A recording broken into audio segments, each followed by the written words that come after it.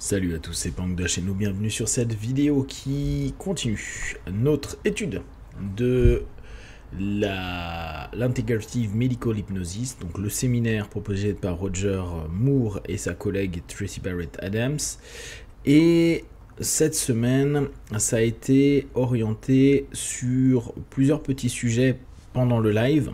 Le premier, ça a été celui de la définition du succès. Et ça, je trouve que ça a été une chose assez intéressante, dans le sens où, pour beaucoup de thérapeutes, praticiens, on peut avoir des attentes parfois excessives, nous-mêmes, du succès de ce que peut être une session. Alors, et en bien et en moins bien, c'est-à-dire qu'on peut facilement se dire, bon bah le gars a réussi à atteindre tel objectif, il doit être content, et on s'aperçoit que la personne ne l'est pas vraiment, ou ça ne répond pas peut-être à la projection qui s'est faite.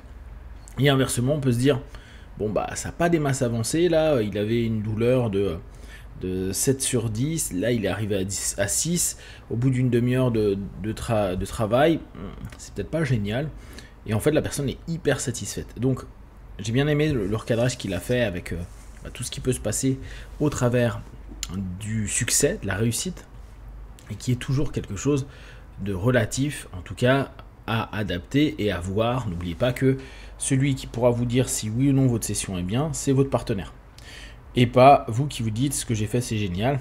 On peut très facilement croire que ce qu'on fait c'est super, alors qu'en fait que dalle, c'est pas bien. Donc c'est les retours des partenaires qui vous le permettront. Régulièrement, c'est ce que je disais à mes apprenants, c'est si vous êtes dans le métier depuis des années en faisant que ça, c'est-à-dire que de la consultation, si 5, 10 ans, 15 ans après vous êtes encore là, c'est que vous avez suffisamment de retours positifs pour vous dire que ce que vous faites est correct. Ça ne veut pas dire qu'on est excellent, ça ne veut pas dire qu'on est incroyable, c'est-à-dire qu'on est correct pour qu'il y ait suffisamment de personnes qui parlent de vous, que ça se sache et que les résultats sont là, donc en tout cas suffisamment là pour permettre à tout à chacun de vous contacter. Deuxième chose, très classique également, tout le travail sur la flexibilité. Donc, partir sur une stratégie et voir que le partenaire, là ils sont très basiques, hein. Vous partez sur une induction en relaxation et que vous voyez que votre partenaire c'est pas quelqu'un qui se relaxe, ou en tout cas c'est pas des sémantiques qui lui parlent, bien sûr que vous n'allez pas rester pendant 10 minutes à faire quelque chose qui ne lui convient pas, donc apprendre à s'adapter. De façon plus générale, je vous invite toujours à être dans cette réflexion là, à vous dire comment je peux adapter ou m'adapter à la situation à un moment donné, quand je vois que ce que je suis en train d'orienter, de recadrer, de partager ne passe pas. Et ben il y a des moments où on laisse tomber, on va sur autre chose et on reviendra dessus plus tard. Même si on peut se dire, ah c'est dommage parce que là il semblait y avoir quelque chose d'intéressant et de clé, mais il faut aussi aller à certains rythmes par moment du partenaire. Dans les vidéos de Homeworks, donc on avait tout un travail sur le gant anesthésique, avec transformation, shift des sensations physiques vers des sensations émotionnelles. On avait tout le travail encore sur du glove anesthesia en partant de la sensation physique vers une émotion, mais cette fois les yeux ouverts. Troisième, ça a été un travail online pour apaiser une douleur d'épaule.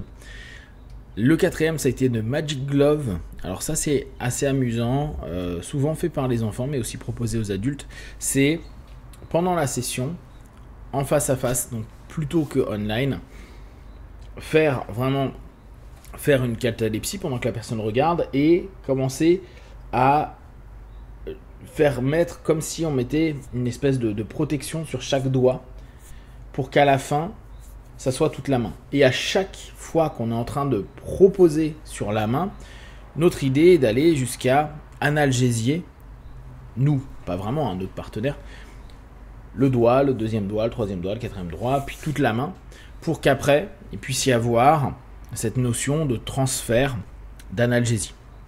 Hyper classique, hein, de l'hypnose, fait de manière assez mignon, je trouve, et c'est intéressant parce qu'il y avait un film sur lequel une de ses patientes disait bah moi j'en ai deux, j'en ai un qui apaise les brûlures que j'ai avec la radiothérapie qu'elle a, et l'autre qui est là pour apaiser mes maux de tête. Donc il y en a un c'est pour la chaleur et l'autre main c'est pour la tête. Et la personne, vraiment un feedback qui est positif là-dessus, donc j'ai trouvé le modèle du Magic Glove assez chouette et sympa. Et on a une petite démo avec une petite fille là-dessus où le retour est rapide, sympa. Et l'opératrice est très très ludique et très bonne dans ce qu'elle partage. Donc ça, c'était au niveau du cours. Au niveau des questions qui sont posées, ils partent justement à nouveau sur l'idée. Alors les points clés, aller sur les projections, la flexibilité et également les convinceurs, parce que ça a été une des parties sur laquelle ils ont un peu insisté. Les convinceurs, qu'on pourra nous appeler les pré-tests, pour permettre d'avoir des phénomènes hypnotiques sur la personne qui vient faire la session. Et la question était de savoir si les convinceurs étaient quelque chose d'utile et d'intéressant pour quelqu'un qui fait de l'hypnose médicale, pour nous en France, hypnose complémentaire au médical. Et c'est d'autant plus intéressant parce que il y a cette réalisation qui a un potentiel hypnotique en soi, où assez rapidement, au travers d'un phénomène hypnotique tout bête, ça peut être une catalepsie, puis une main qui se ferme et après un blocage. Pour ceux qui sont plus NGH, ça nous permet d'avoir catalepsie mineure, catalepsie majeure. Après, on peut avoir blocage, après analgésie et après les alus.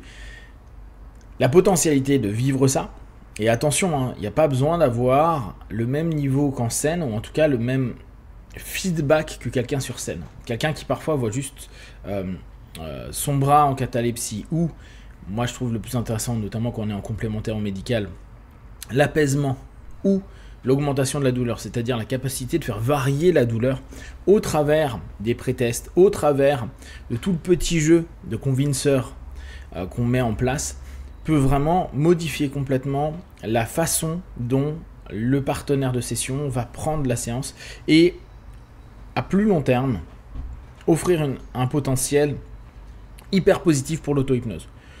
Qu'il y ait eu des ancrages qui soient posés, qui est par exemple le Magic Glove qui a été proposé, petit à petit ça permet à la personne de se dire ok, j'ai un potentiel de bien répondre à ma transe hypnotique, à bien me donner des suggestions, des autosuggestions, d'être apte à mieux gérer ma douleur. Là on parlait beaucoup du syndrome du côlon irritable, etc. C'était hyper intéressant parce que il disait les gens avaient moins de problèmes pour digérer, moins de problèmes pour tout ce qui est aller aux toilettes, mieux se maintenir, être plus en paix, être plus apaisé, être moins dans la douleur. Beaucoup avec tout ce travail d'autosuggestion, il y a du stress, commencent à sentir qu'ils sont avec du monde, que ça va mal se passer, se mettre en auto-hypnose et réussir à passer une très bonne soirée. Et même l'exemple qu'il donnait, des personnes qui arrivaient du coup à repartir en voyage, à redécouvrir le monde, à redonner grâce à l'auto-hypnose, grâce au succès initialement de petites choses comme un pré-test, toute une succession de petites réussites qui amènent vers une grande réussite et du bien-être. Voilà globalement comment c'est proposé le cours. Il n'y a pas ce coup-ci de référence spécifique sur des ouvrages. Il y a vraiment que des petites questions liées au cours assez simples. Donc cours plutôt chouette, sympa, toujours la même énergie, ils sont hyper doux, hyper gentils, hyper bienveillants dans leur manière de faire, bienveillant étant un mot que je n'aime pas trop, mais il y a vraiment cette notion de vouloir englober.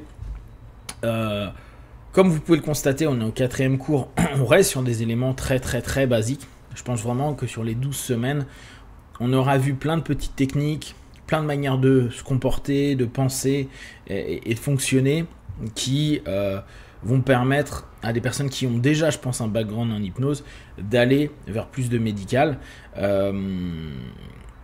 Quand on y pense, c'est quand même ce que j'avais eu avec Patty, où il y avait des choses intéressantes, mais ça semble assez premier, et vraiment pour des personnes qui commencent l'hypnose et qui veulent aider, accompagner des personnes qui ont des problématiques médicales, et donc bien sûr être complémentaires à ce moment-là.